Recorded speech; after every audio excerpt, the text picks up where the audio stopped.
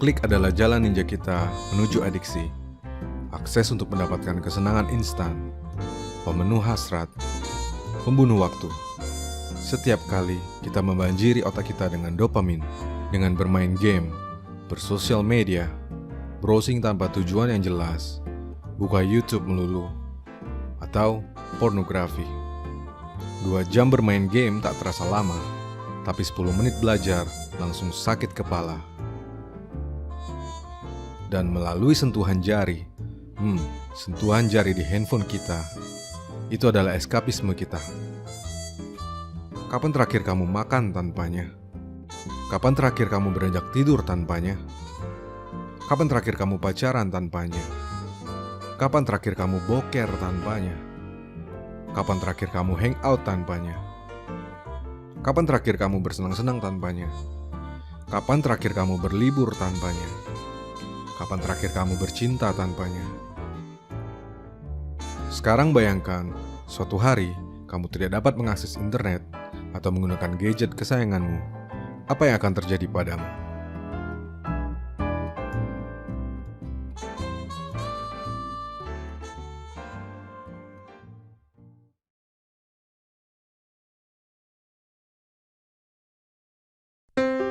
Hai, di video ini saya akan coba menjelaskan bagaimana teknologi internet yang digunakan secara salah tak hanya dapat menghabiskan waktu dengan percuma, melainkan juga akan merusak otak dan menghancurkan hidup kita. Kita jadi seorang pemalas luar biasa, cepat bosan, tak fokus, tak pandai bersyukur, sibuk padahal tidak penting, dan tak lagi bahagia. Kita jadi pecandu, kita hidup padahal sudah mati. Di video ini juga, saya akan memberikan sebuah solusi sekaligus tantangan bagaimana kita dapat mengembalikan hidup, mengatasi rasa malas, meningkatkan level energi, serta mereset kembali otak kita supaya jadi lebih bahagia dan sukses dengan dopamin detox. Mari kita mulai.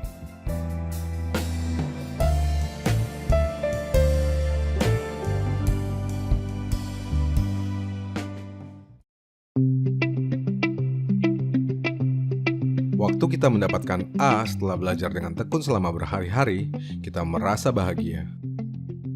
Waktu kita memperoleh promosi jabatan karena telah bekerja dengan baik selama bertahun-tahun, kita pun bahagia. Saat kita nembak gebetan setelah PDKT yang lama dan dapat jawaban yes, kita senang bukan main. Tapi masalahnya, berkat internet, kita juga dapat merasakan pengalaman serupa hanya dari sebuah klik atau sentuhan jari. Itu terjadi saat kita mendapatkan likes di sosial media, bermain game, order junk food via aplikasi, atau menonton pornografi. Kebahagiaan kini berada di ujung jarimu. Tak perlu waktu yang lama dan usaha yang besar untuk mendapatkannya.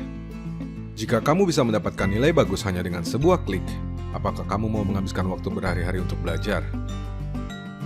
Jika kamu bisa mendapatkan reward, level up, likes, dan pengakuan sosial hanya dari ujung jarimu, apakah kamu mau menghabiskan waktu bertahun-tahun untuk bekerja dengan tekun? Dopamin adalah hormon yang bertanggung jawab terhadap sensasi senang dalam otak kita. Bersama serotonin, endorfin, dan oksitosin, dopamin dijuluki sebagai happy hormones atau hormon kebahagiaan. Dopamin juga berkaitan erat dengan motivasi dan hasrat untuk mencapai suatu hasil yang diinginkan. Saat kita merasa bahagia, otak kita dibanjiri oleh dopamin. Tak peduli itu setelah kita melakukan hal yang sulit atau yang mudah. Berolahraga menghasilkan dopamin.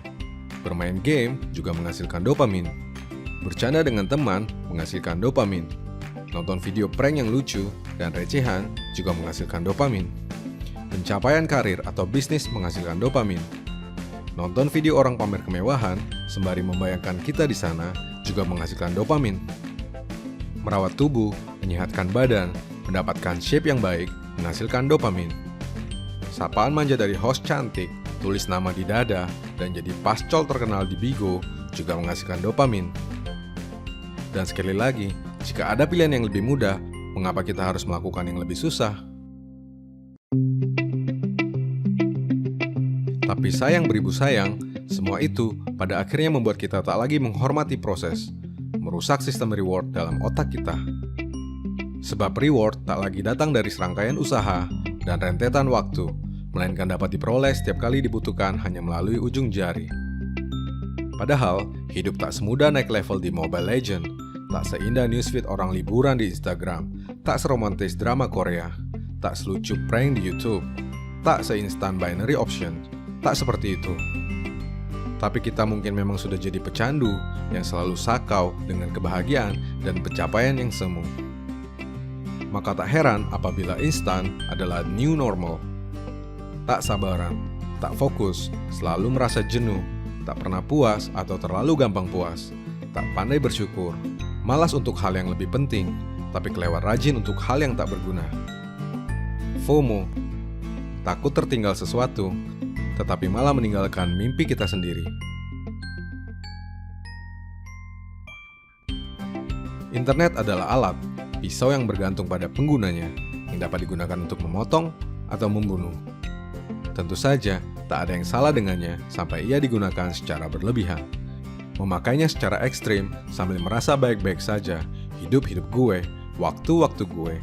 Tidak melanggar hukum, tidak masuk penjara, tapi ternyata mengubah seluruh hal dalam hidupmu. Dan kita tak sadar sejak kapan ia telah merusak otak kita, membuat kita tak lagi bahagia, tak lagi mengejar apa yang sebetulnya kita impikan, atau mungkin kita tak lagi punya impian, tak lagi jadi manusia yang hidup sehidupnya. Saat kita setiap kali lebih mementingkan kesenangan instan daripada menyelesaikan masalah, maka kita perlu berubah. Caranya adalah dengan menyingkirkan gangguan dan memperbaiki fokus. Sehingga hal penting yang terlihat bosan untuk dikerjakan tak akan lagi terlihat sebosan itu. Dan goal yang ingin kita capai ternyata tidak sejauh itu. Kita pun dapat mengembalikan hidup kita. Maka mari coba dopamine detox.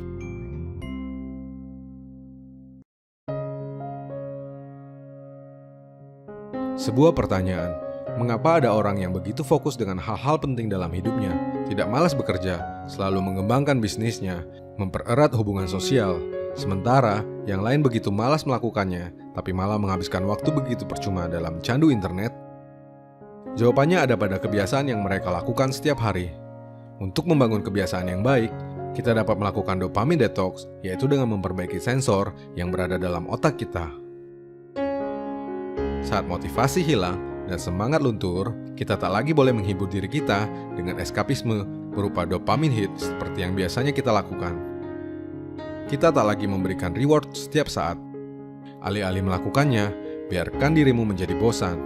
Kamu mungkin akan merasa lesu darah dan setengah mati, tapi itulah poinnya. Dengan membiarkan dirimu bosan, kamu akan membiarkan otakmu meriset dirinya. Kamu akan menjadi sangat bosan, sehingga hal-hal yang sebelumnya kamu anggap begitu membosankan, hal-hal yang justru lebih penting, prioritas-prioritas itu, masalah yang sebetulnya perlu kamu selesaikan, perlahan berubah jadi menyenangkan. Beberapa hal yang perlu kamu kurangi atau bahkan hilangkan adalah bokep, sosial media, game, musik, Netflix, YouTube, gosip, dan berita online. Kamu tentu tetap dapat menggunakan internet, aplikasi, dan software yang mendukung pekerjaanmu. Tapi perhatikan sekali lagi, jangan pernah menggunakannya untuk memberikan dopamine hit seperti yang selama ini kamu lakukan.